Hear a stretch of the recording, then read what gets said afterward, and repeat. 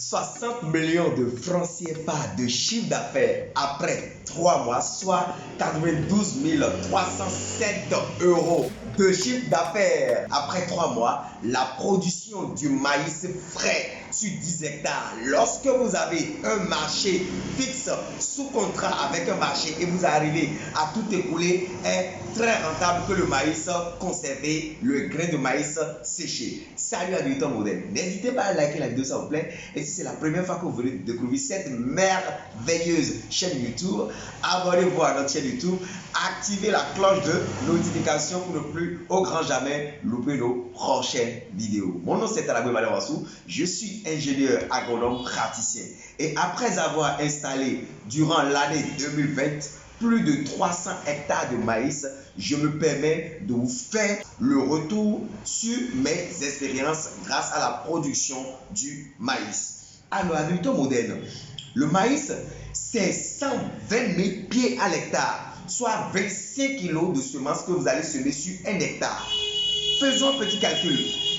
Lorsque vous arrivez à faire un chiffre d'affaires de 50 francs CFA par pied, 50 francs CFA multiplié par 120 000 pieds, c'est 120 000 pieds de maïs à l'hectare. 50 francs CFA multiplié par 120 000 pieds, vous avez tout simplement 6 millions de francs CFA de chiffre d'affaires. 6 millions de francs CFA multiplié par 10, vous avez 60 millions de francs CFA sur 10 hectares de maïs frais.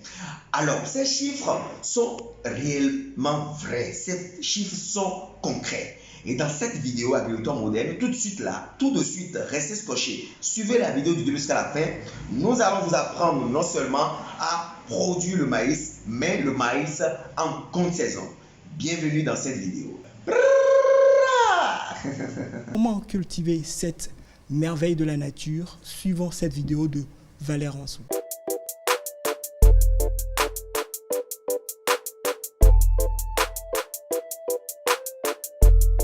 Le maïs, vous le connaissez, le maïs ne se présente plus.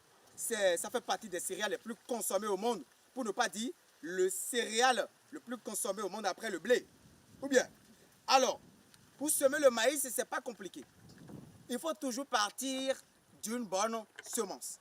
Et dans cette vidéo, je ne vais pas vous montrer de semences de maïs parce que nous avons au moins tous des graines de maïs à la maison. Attention, ne confondez pas graines et semences. Il y a différence entre la graine et la semence. La graine ou le grain de maïs est destiné pour la consommation. La semence de maïs est destinée pour l'agriculture. Si vous voulez que votre maïs germe beaucoup plus rapidement, il faut tremper la graine dans de l'eau, comme dans le cas du riz, le dernier jour. Il faut tremper vos semences de maïs dans de l'eau pendant 24 heures. Et si vous voulez prévenir les attaques fongiques, il faut mélanger cette graine-là, ou bien ces graines de maïs, avec une solution antifongique, soit liquide ou soit en poudre. Vous finissez de dépasser cette étape agriculteur moderne. Suivez très bien, c'est la période la plus sensible. Le maïs ne pousse pas sur les sols hydromorphes, c'est-à-dire les sols sur lesquels vous avez de l'eau stagnante. Vous avez de l'eau en permanence, ça va pourrir, ça ne va même pas germer. Ce n'est pas comme le riz où il faut l'inonder d'eau. Donc, c'est sur les sols meubles, riches, drainants et aérés. D'accord?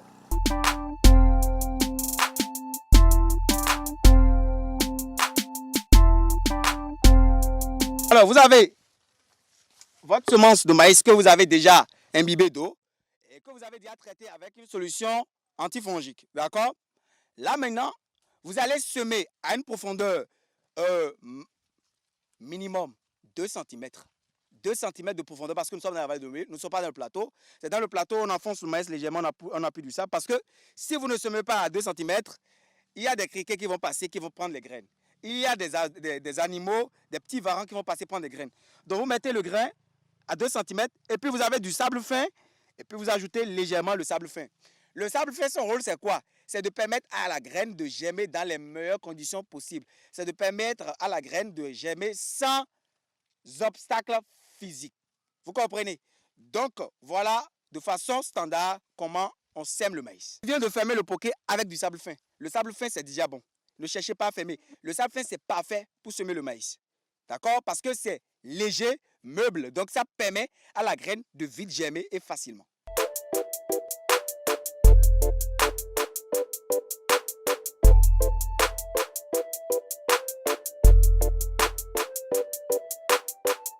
Alors, agriculteur moderne, on finit de semer le maïs.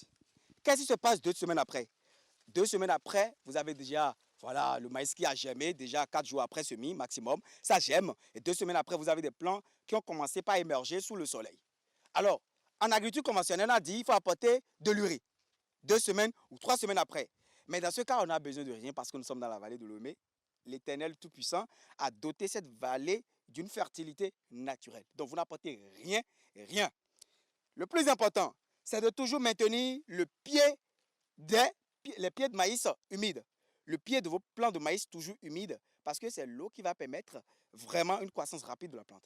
Et vous êtes en présence d'une plantation qui a à peine 1 mois et demi.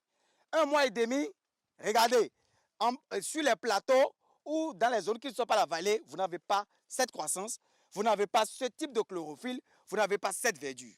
Donc c'est incroyable la vallée de Lomé, c'est la 2e vallée la plus riche au monde après le Nil.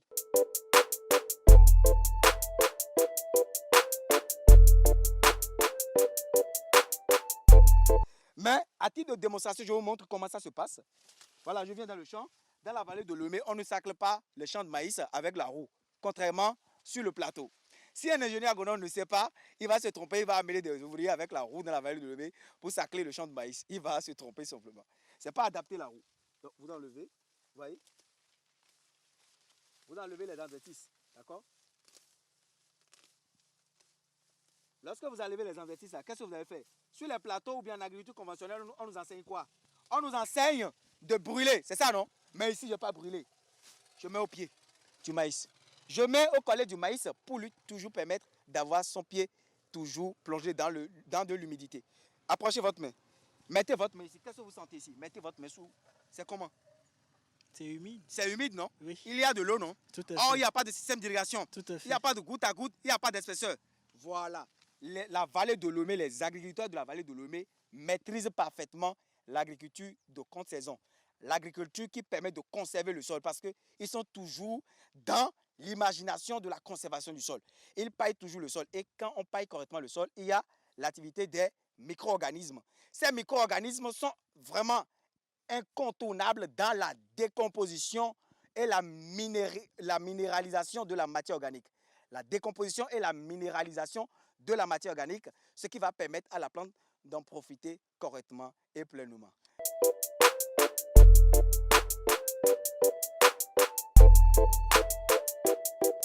Lorsque vous finissez de récolter le maïs, il faut aller sécher.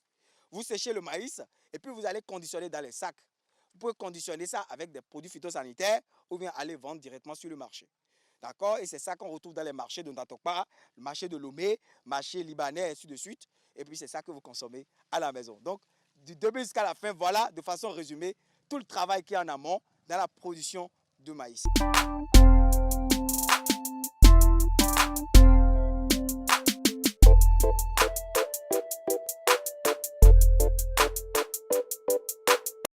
J'ose croire qu'elle vous a plu la vidéo. Alors, si elle vous a plu la vidéo, n'hésitez pas à liker la vidéo et aussi abonnez-vous à notre chaîne YouTube. Activez la cloche de notification pour ne plus aucun jamais louper nos prochaines vidéos.